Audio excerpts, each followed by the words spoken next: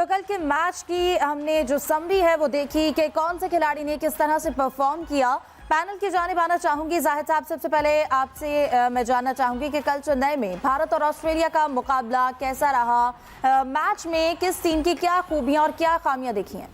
देखिए, कल का जो मैच था ज़ाहिर है भारत का पहला मैच था, ऑस्ट्रेलिया का भी। अगर नुक्ता नज़र से इस नुक्ता नज़र से देखा जाए कि क्रिकेट मैच था तो बहुत दिलचस्प था, कहना चाहिए इंटरेस्ट था, क्योंकि हर ओवर में बल्कि हर गेंद पे उन पे नज़रें जाती थी क्या इस पे विकेट गिरेगी, क्या इस पे स्कोर होगा या नहीं होगा। एक दिलचस्प मैच था, लो स्कोरिंग मैच था जैसा आपने कहा, क्योंकि ऑस्ट्रेलिया ने टॉस जीता। अभी सोशल मीडिया पे मैं देख रहा था कि बाद लोग तनकीद भी कर रहे हैं कि शायद उन्होंने टॉस जीतकर गलत फैसला किया, लेकिन जब पैट कमिंस ने टॉस जीता तो उनके चेहरे की खुशी बता रही थी कि वो भी यही चाहते थे टॉस जीतें और पहले बैटिंग करें। क्योंकि आईपीएल के अगर मैचेस देखे जाएँ तो उनमें भी यहाँ पे बहुत से मैचेस खेले गए हैं, आईपीएल की टीमें टॉस जीतती थी, बड़ा स्कोर लगाना चाहती थी, पहले बैटिंग करती थी, लेकिन बाद में जब उनकी विकेटें जल्दी गिरना शुरू हो गई और 74 पे गालबन दूसरी विकेट गिरी है, इसके बाद ऑस्ट्रेलिया ने कोई गैर ज़रूरी प्रेशर में दिखाई दी। टीम बहुत स्लो खेले, इंग्लैंड की तरह उन्होंने अपना रन रेट बरकरार नहीं रखा और फिर टीम पर प्रेशर बढ़ता गया। जैसे आपने खुद कहा है कि स्टीव स्मिथ हाईएस्ट स्कोरर रहे, फिर पूरी टीम जो है 200 रन का टारगेट देकर आउट हो गई। बड़ी नबी तुली बॉलिंग की इंडिया के तमाम बॉलर्स ने, फास्ट बॉलर्स ने भी, और ख़ास तौर पर जो मिडल में उनके बॉलर्स आते हैं, क्योंकि यहाँ पे जब हम बात करते हैं तो फिर पाकिस्तानी टीम की भी बात करते हैं कि मिडल में थोड़ा सा पाकिस्तानी टीम कमी महसूस करती है, स्पिनर्स फॉर्म में नहीं है। उन्होंने जब फास्ट बॉलर्स के बाद स्पिनर्स लगाए, तीनों जो उनके फुल टाइम स्पिनर हैं, कुलदीप यादव, ऐशवन और जडेजा, उन्होंने बहुत ही अच्छी बॉलिंग की और फिर संभल नहीं सकी ऑस्ट्रेलिया की टीम और कम स्कोर पर आउट हो गई। फिर जब जवाब में इंडिया की टीम आई है तो इब्तदाई पहली ही गेंद बहुत ही अच्छी पड़ी हेज़लवुड की, जिस पे रोहित शर्मा आउट हुए हैं। अगली दोनों गेंदों पे यूँ लगता है जैसे कि गेंदें बाहर जा रही थी और वो विकेटें गंवाई उन्होंने शहरियास ने। और इसके बाद जो है 3 विकेटें गिरने के बाद जो कैच ड्रॉप हुआ, ख़ास तौर पर वही टर्निंग पॉइंट कहा जा सकता है, क्योंकि विराट कोहली जैसा बैट्समैन, उसको एक नई लाइफलाइन मिल जाए।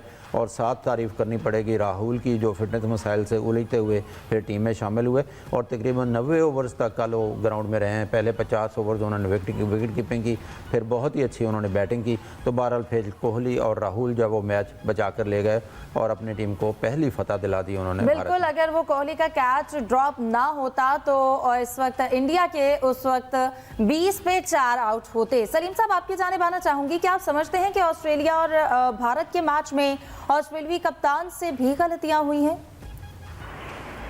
बिल्कुल गलतियां हुई हैं ऑस्ट्रेलियाई कप्तान से भी, और ऑस्ट्रेलियाई टीम से ज्यादा मैं कहूँ गलतियां हुई हैं।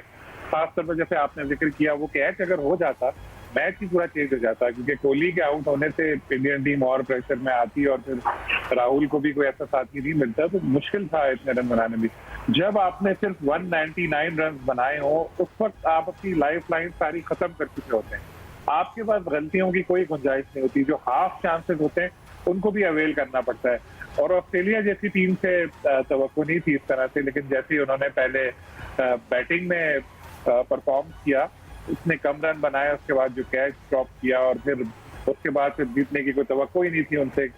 लेकिन पहला मैच था, कमबैक करेगी ऑस्ट्रेलिया की टीम भी, और इंडिया की टीम के लिए भी बहुत ज्यादा ये लम्हा फिक्रिया आपने देखा होगा रहा कि जिस तरह उनकी 3 विकेटें गिर गई शुरू में ही और 3 प्लेयर 0 में टॉप ऑर्डर के आपके आउट हो गए।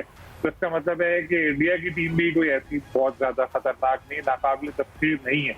तो यकीनी तौर पे मैं सोच सकता हूँ कि पाकिस्तानी कोचेस, कैप्टन और शाहीन आफरीदी वगैरह ये सब चीजें नोट कर रहे होंगे कि टॉप ऑर्डर को इंडिया के किस तरह से घेरा जा सकता है। तो हम लोगों ने भी इससे कुछ पॉजिटिव पॉइंट्स लिए होंगे इस मैच से। सही। अब्बास रज़ा साहब, आपकी जानिब आना चाहूंगी, क्या ये कहा जा सकता है कि जो ऑस्ट्रेलिया ने विराट कोहली का कैच ड्रॉप किया वो इनकी शिकस्त की वजह बना?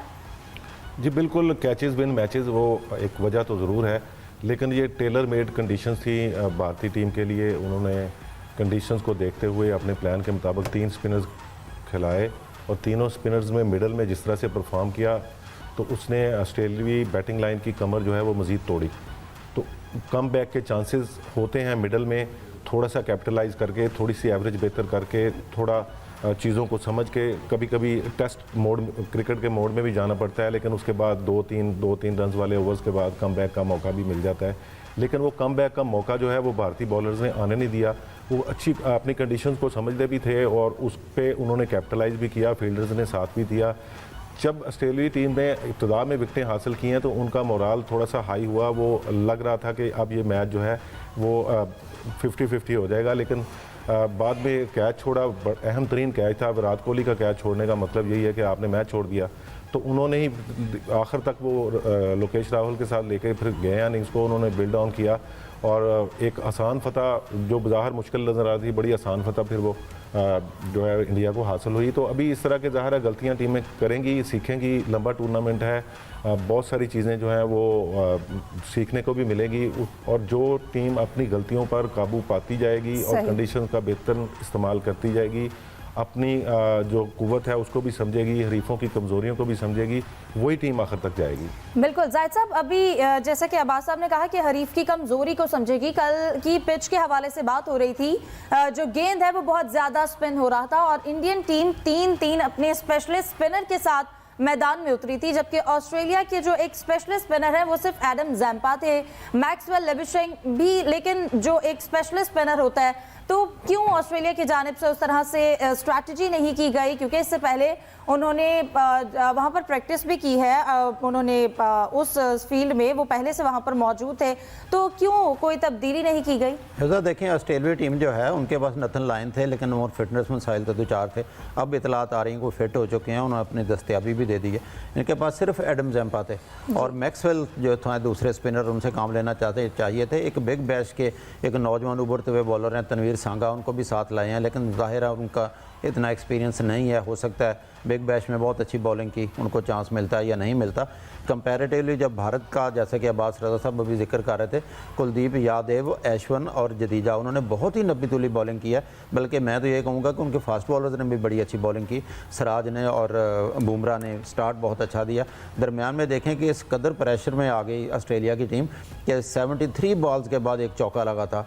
इस तरह से नज़र आता है कि हर टीम ने, हर बॉलर ने अपना रोल प्ले किया, क्योंकि बस बुनियादी तौर पर टोटल स्कोर ही बहुत कम था जो ऑस्ट्रेलिया का स्कोर बोर्ड पे था। जब 200 रन होंगे तो टीम इतनी प्रेशर में नहीं आती। इंडिया उस वक्त प्रेशर में ज़रूर आ गई थी, जाहिर है 3 विकेटें गिर रही थी और चौथी विकेट अगर वो कैच ले लेते, जो कि लगता था कि विकेट कीपर के आने से थोड़ा मिचेल मार्श जो है वो कन्फ्यूज़ हुए, शायद उनका लगता था कि मैं उनके साथ टकरा ना जाऊँ या गेंद पे उनकी नज़रें नहीं थी, एक आसान कैच जो ड्रॉप किया तो उसका बड़ा नुकसान हुआ ऑस्ट्रेलिया की टीम।